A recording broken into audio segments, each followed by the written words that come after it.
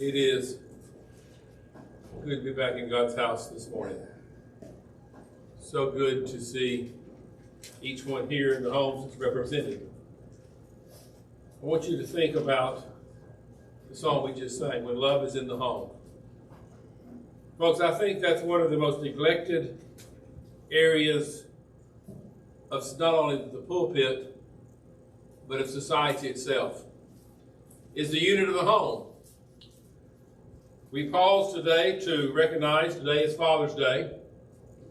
And if you want to think this is a Father's Day sermon, it certainly can be called that. But I want you to think about the home and what it means to be. 1 Kings chapter 2, we find the Solomon, David's instruction to his son. 1 Kings chapter 2, beginning in verse 1. Now the days of David drew near that he should die.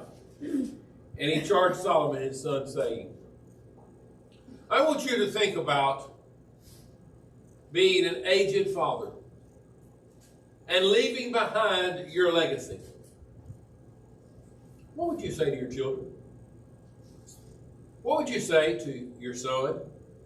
I understand in the Old Testament time, in the society, the hierarchy in which they lived, that the eldest son was the one that received the lion's share of the inheritance responsibility.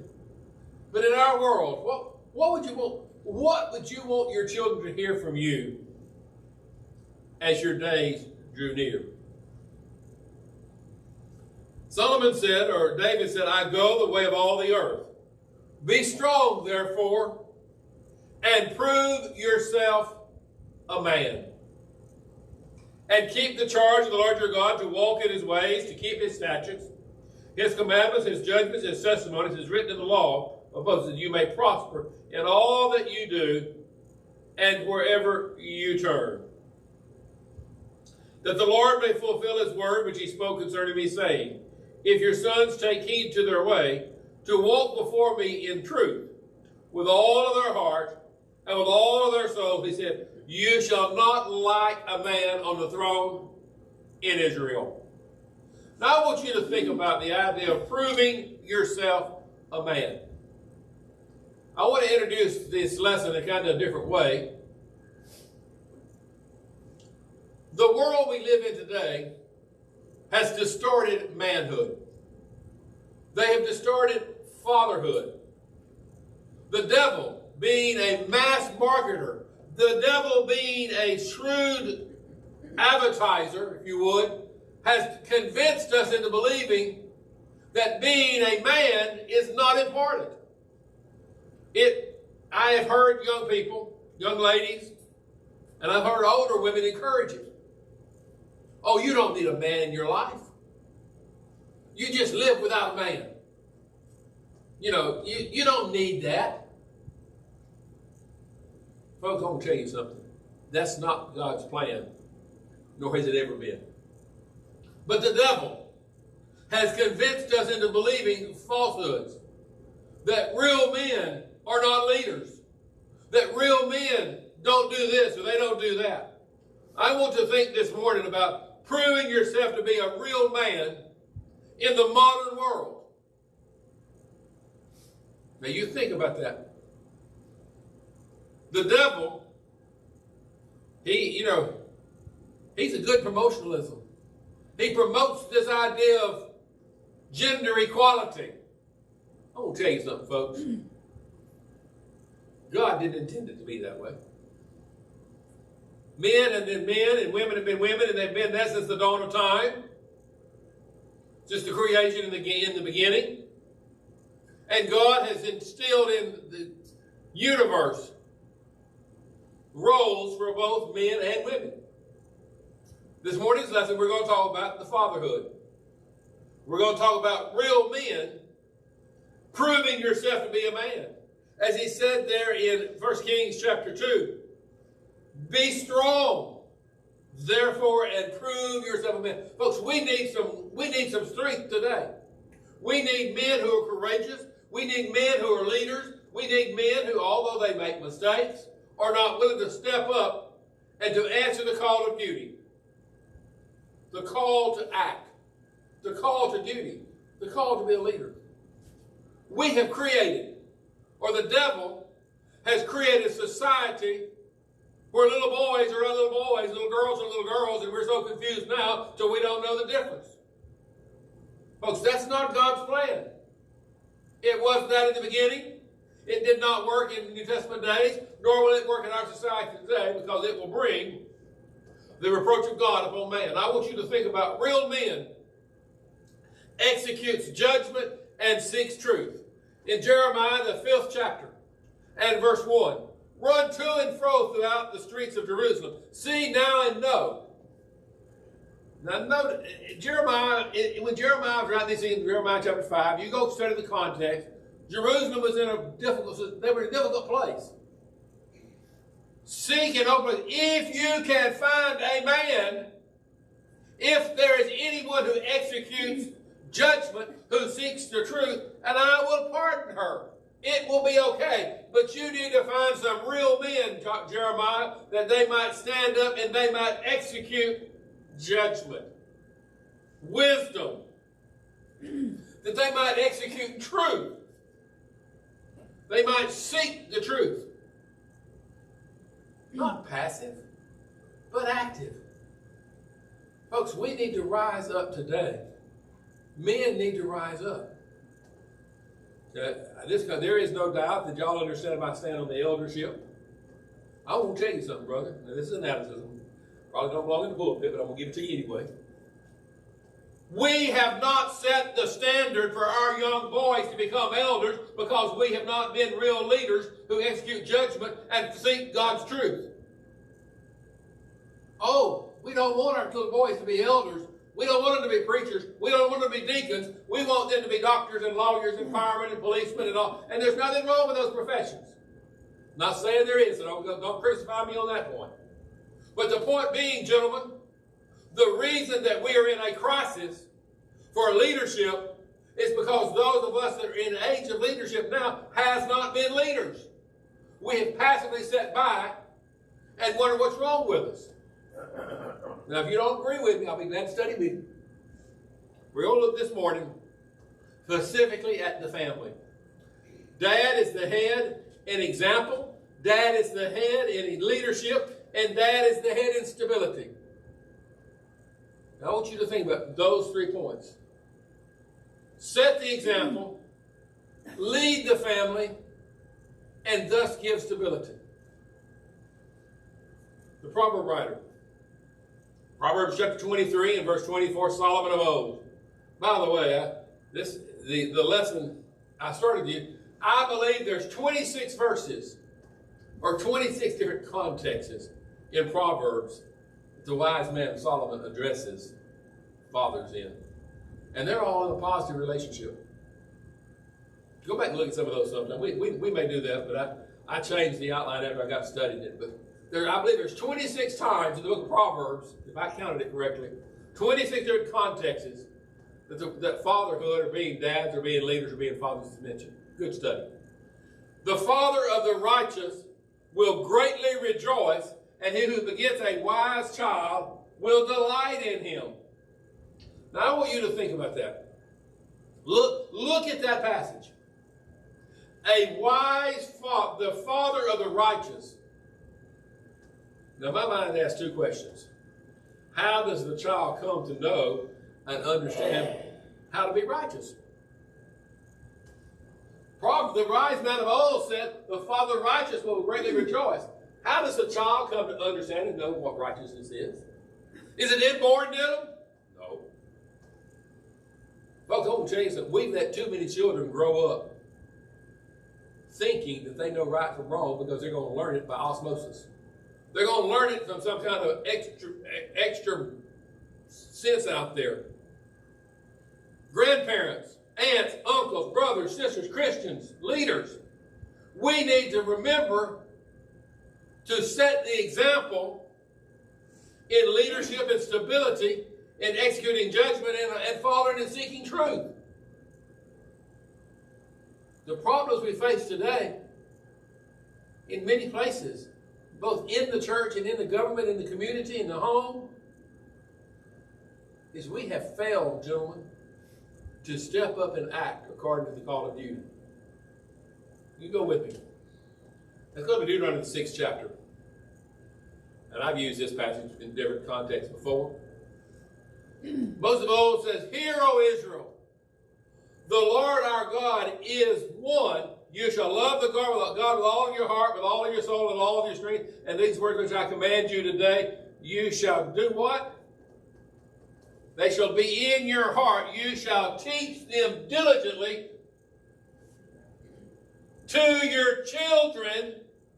You shall talk of them when you come and sit in your house. When you rise up, you shall bind them on the sign of your hand, and they shall be as frontlets before your eyes. You shall write them on the doorpost." Here's the question. How many of our homes today fulfills that passage? You come into the home, oh, we'll talk about baseball, we'll talk about football, we'll talk about politics, we'll talk about community, we'll talk about this. But there's something missing. God. Folks, our problems are not going to get better until we put God back in the right place. When God wrote the children of Israel, Moses told them, "You shall teach them diligently to your children. You shall talk of them. You shall bind them. You shall write them." Talk, teach, write. What? The ways of God. How important is it? Folks, we're missing some things in that thought. The family, that is the home unit, is the oldest and most basic component of humanity. The most basic, fundamental unit of humanity is the home. God, at the beginning of time, saw that it was not good that man should be alone. He had placed Adam in the garden, given him many things and created in the Garden of Eden, but he realized there was something missing. He needed a helper.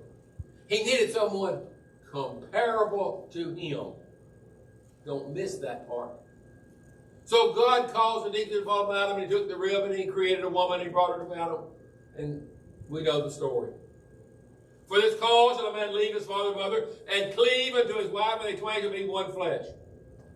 My friends, the intimacy, the relationship that exists between a man and a woman is the very foundation of humanity, of the home, of society.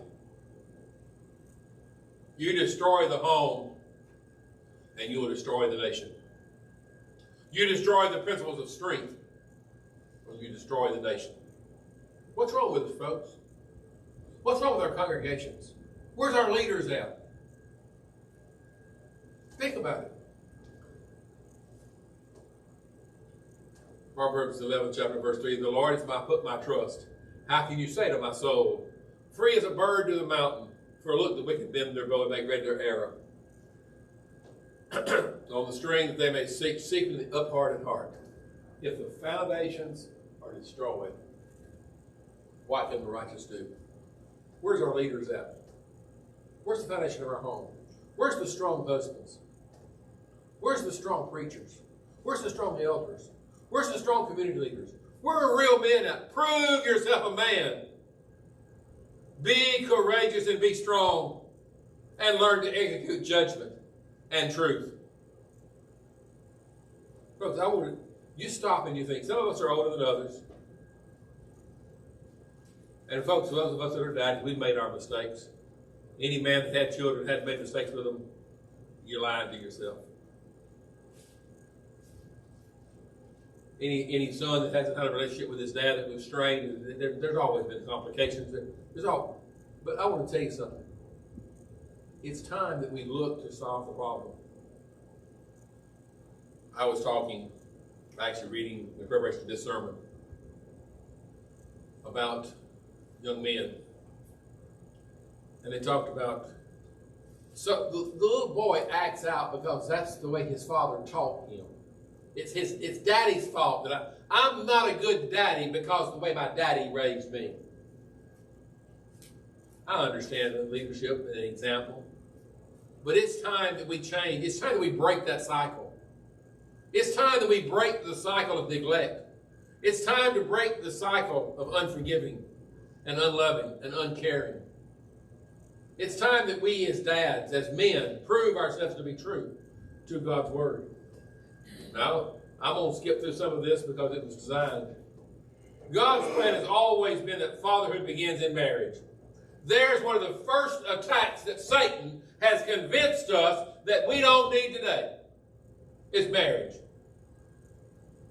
Love them, leave them, divorce them, remarry them, try it again, start over. It don't matter. Folks, if Satan can get you and I to believe that kind of foolishness, he's come a long way to destroying us both religiously and civilly, spiritually and physically.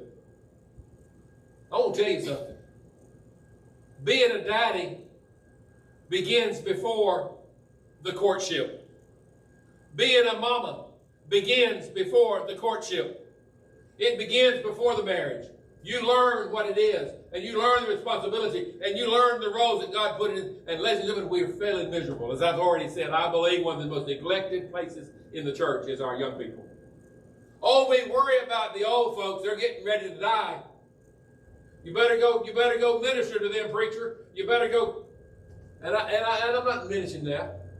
Well, you better go take care of the young adults, and you better take care of the folks in the church who are working, and you do all that. What about our young people? I believe that one of the biggest problems we have today is we're neglecting our babies. We're neglecting our children. We're neglecting our teenagers. Not only as congregations, but as parents. We need to teach little Johnny what a godly woman looks like so he can find what he's looking for when he finds her. And we need to teach little Sally what a good man looks like so when he finds him, when she finds him, she'll marry him. Folks, parenthood is work. And it doesn't just happen. You can biologically produce children, but what about raising them? The husband-wife relationship,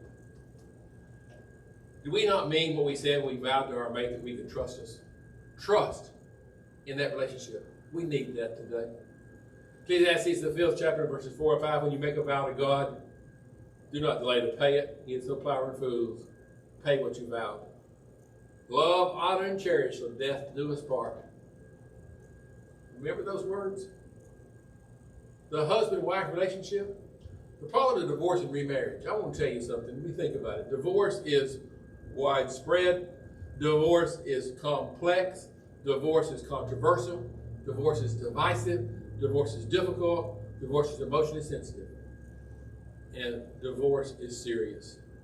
I've preached that lesson. You've seen that chart, that series of words before. I want to tell you something. If the devil was to think of the worst kind of problem with which to trouble the Lord's people, he'd be hard-pressed to find one more powerful punch in different ways than divorce and marriage. Satan is crafty indeed. He's a master marketer. I want to tell you something. We need to understand the sacredness and the holiness and the blessings of a God institution called marriage. Marriage. It's not between man and man. It's not between woman and woman. It's between a man and a woman. And they twain create the home unit. That's God's plan for it, brother, friends. We as men, we as ladies need to understand that. The problem of growing apart. In America, we just grew apart. We went our separate ways. Why? Why? Why? Somebody said, they won't talk about marriage? But we're just growing apart. Why? We don't do the things we used to do. He don't hold my hand anymore. He don't open the door for me anymore. I'll get in trouble for both of those. Well, we're just growing apart. He goes his way and she goes her way, and I got my job, she's got her job, I've got my... Why? Why? Husbands and wives, you go home this afternoon if you're facing that issue where we're just growing apart. Go home and why? When you can identify the why, you can solve the problem. If you treated each other that way during courtship, would you marry them? Oh, no, sir. Why are you treated that way now in marriage? Why? Why? Therefore, a man and be joined to his wife, and they twain shall become one flesh. Joined, union, likes, similarities. We're not the same person. I'm not my wife. My wife's not me. But we share interests together, and we share things together. The lack of any real intimacy in so many marriages among the Lord's people is a problem of alarming proportions. Intimacy. I'm not talking about just the sexual relationship. I'm talking about intimately knowing one another. Caring, sharing, intimacy. Being one with another. Being of like kindred mind. When we do those things, folks, then we prepare our homes, we prepare ourselves for children. And then we can get back to the family unit. A father's love will provide instructions. Teach them the truth. Isaiah, the 38th chapter, verse 19, the living man, he shall praise you. And do this today. The father shall make known your truth to the children. Who's responsible for teaching the truth of God? Oh, it's the Bible class teacher on Sunday morning. We're going to bring Johnny to Bible class once a week, expecting to learn the truth of God. That's the way we think. Who's responsible for teaching the plan of salvation? Well, we're going to bring Sally to Bible school during vacation Bible school once a year, and we're going to learn the truth of God. Is that enough? Well, we want Johnny to understand to be a mathematician. We want them to understand the fields of algebra and calculus and all of those advanced applied mathematics. And we're going to send him to school Monday morning only. Little Johnny's going to go to school Monday only. He's going to go to math class once a week for 1 hour a week. And in 12 years, he's going to graduate and he's going to understand the advanced mathematical problems. Folks, that's foolishness. That's foolishness. We want Johnny to be a carpenter. So we're going to buy him one hammer and one nail and let him play with it 15 minutes a week. And when he gets grown, he's going to build us a house. Come on, folks. What's wrong with us today is we have left God out of the home. We are no longer being the fathers that teach in the truth. Your father shall make known your truth to the children. Teach these things to your children. Bind them upon your heart. Write them upon your doorpost. And we wonder what's wrong with our kids today. Look at ourselves in the mirror. 2 Chronicles, the 17th chapter, verses 1 through 16. Then Jehoshaphat his son reigned in his place, was treating himself against Israel. And he placed troops in the fortified city of Judah and set garrison in the land of Judah. But that's the context. Cities of Ephraim, which his father Asa had taken. Now the Lord was with Jehoshaphat because he walked in the former ways of his father David. He did not seek the Baals, but sought the God of his father and walked in his commandments. Why? Because of the example that had been set before him. A father's love, he's going to preach truth, but he's going to live it before his children.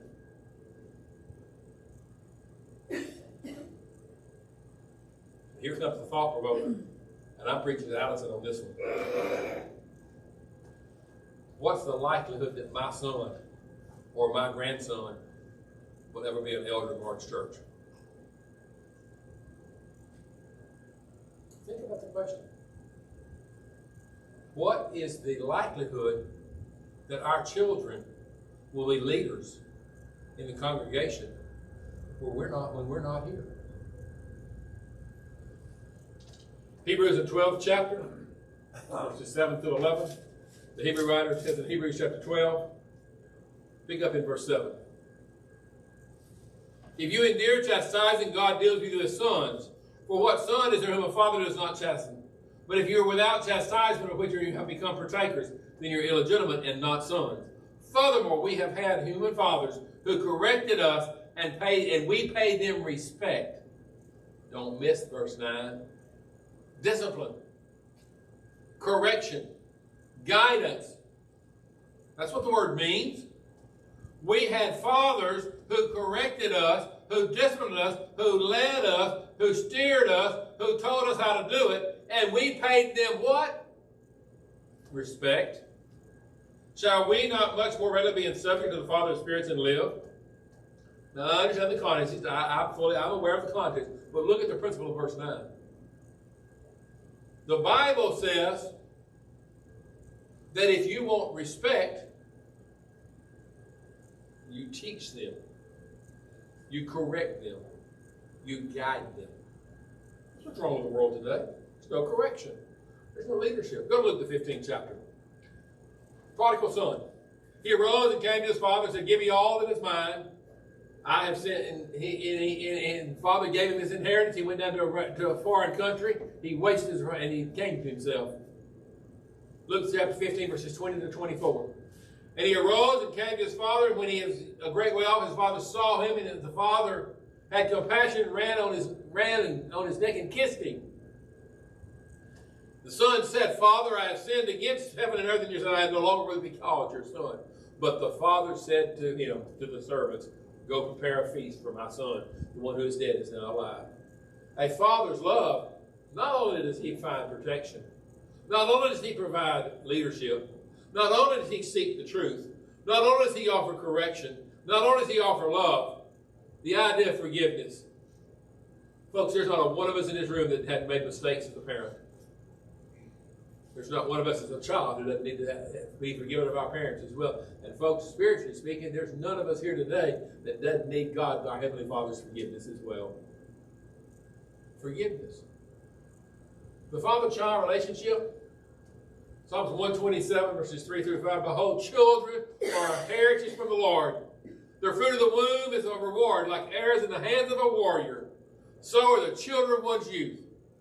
Happy is the man who has his quiver full of them. They shall not be ashamed, but shall speak with the enemies in the gate. Mr. Warrior, I want you to go out here and I want you to defend the borders of our country, but you can have no ammunition. You take your bow, and you go out here with no arrows, with no weapons,